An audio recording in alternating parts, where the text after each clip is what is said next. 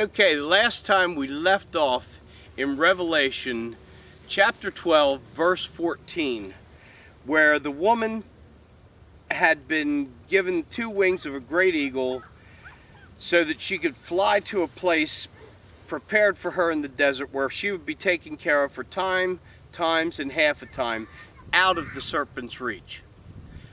But that's not the end of the story. He's angry, okay? Remember? He just got thrown down and he knows his time is short. He's going to try and do as much damage as he can. Verse 15 starts this way. Then from his mouth, see, he hasn't stopped chasing her. Then from his mouth the serpent spewed water like a river to overtake the woman and sweep her away with the torrent. But the earth helped the woman by opening its mouth and swallowing up the river that the dragon had spewed out of his mouth. Then the dragon was enraged at the woman and went off to make war against the rest of her offspring. That would be those who obey God's commandments and hold to the testimony of Jesus. And I saw the dragon. Nah, let me back up because this is 13 verse 1. And the dragon stood on the shore of the sea. He's angry.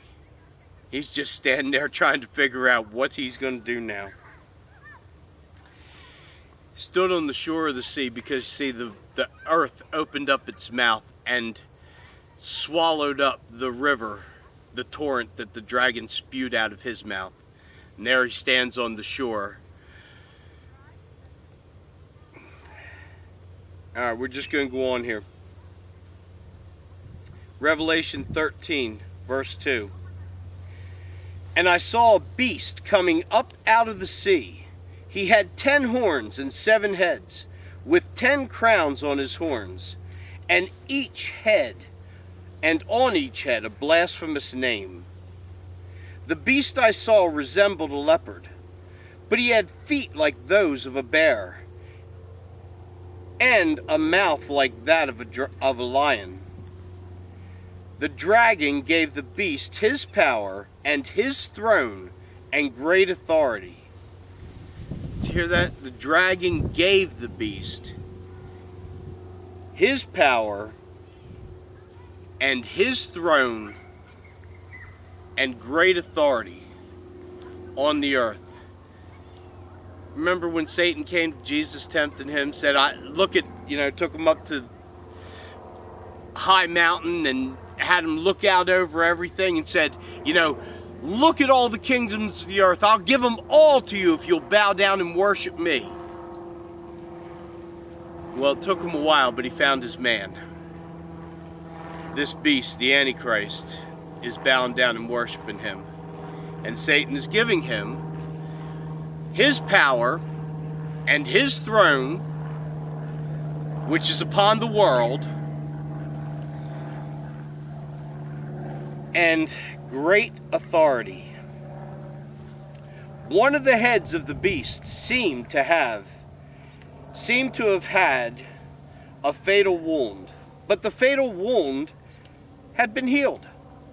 The whole world was astonished and followed the beast. Men worshipped the dragon because he had given authority to the beast, and they also worshipped the beast and asked, "Who is like the beast? Who can make war against him?" That's the question they should have been asking about God. Who is like God and who can make war against him? Because the beast ain't winning this game, okay? The beast ain't winning this game any more than, the Eagles won the last 30 Super Bowls that they were, Didn't happen. That's what I'm trying to say. That's how much of a chance he stands, okay? Ain't gonna happen. Okay, I lost my spot. Let's see. The whole world was astonished. You're right, okay, I was over here at the top. All right, verse 5, Revelation 13:5. The beast was given a mouth to utter proud words and blasphemies, and to exercise his authority for 42 months. There that is again, 42 months, 3.5 years, 1,260 days, okay? It's funny it doesn't talk about 7 years in here. You see, because the 7 years are divided up between us and them. Those who worship the Lord and those who worship the beast and reverence the false prophet and worship the dragon because he gave his authority to the beast. They're going to be around for the last 3.5 years. They're going to have authority over all the earth. But we're not going to be here. We're going to be watching from up there. And I'm glad. I don't mind dying for what I believe in. I just don't want to die for something stupid. You know what I mean? You ever feel that way? Alright, let me go on here.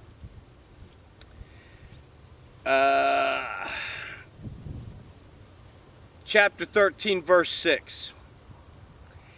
He opened his mouth to blaspheme God and to slander his name and his dwelling place and those who live in heaven. He'll be talking bad about us. Ooh, that's really gonna hurt us. You know what I mean? You already killed us. Then what? You gonna talk bad about us too? Oh, I'm really upset about that now. You know?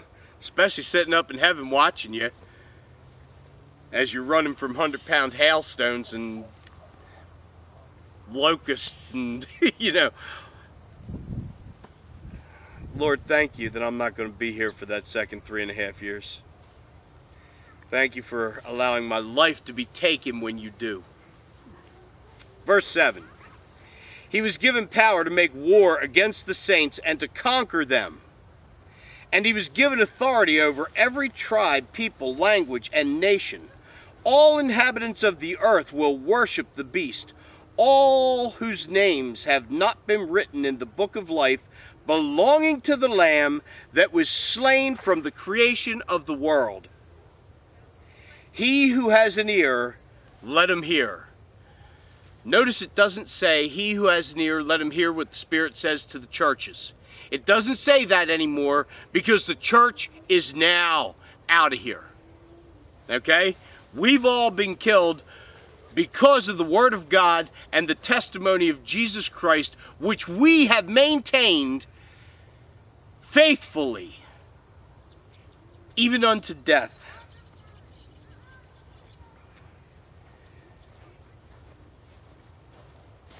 Verse 10 says, if anyone is to go into captivity he will go. If anyone is to be killed with the sword he will be killed. This calls for patient endurance and faithfulness on the part of the saints. Don't miss that. This calls for patient endurance. We're going to have to suffer through these things, okay? And maintain our testimony and not shrink back, okay? Not shrink back. I'm not going to turn to it. I'm just going to tell you what it says in Hebrews chapter 10 at the end of the chapter. It says, for in just a little while he who is coming will come, and he will not delay. But my righteous one will live by faith. And if he shrinks back, I will not be pleased with him. Listen, when I get to stand face to face before the Lord with him, okay, all I want to hear him saying to me is, well done, good and faithful servant. Well done, good and faithful servant. Both of them. Okay? Yeah. Both them things. I don't want to hear him say, you know, I'm really not pleased with you. I don't want to hear that. You don't want to hear it either. Let's go together. Let's march together. And let's celebrate together.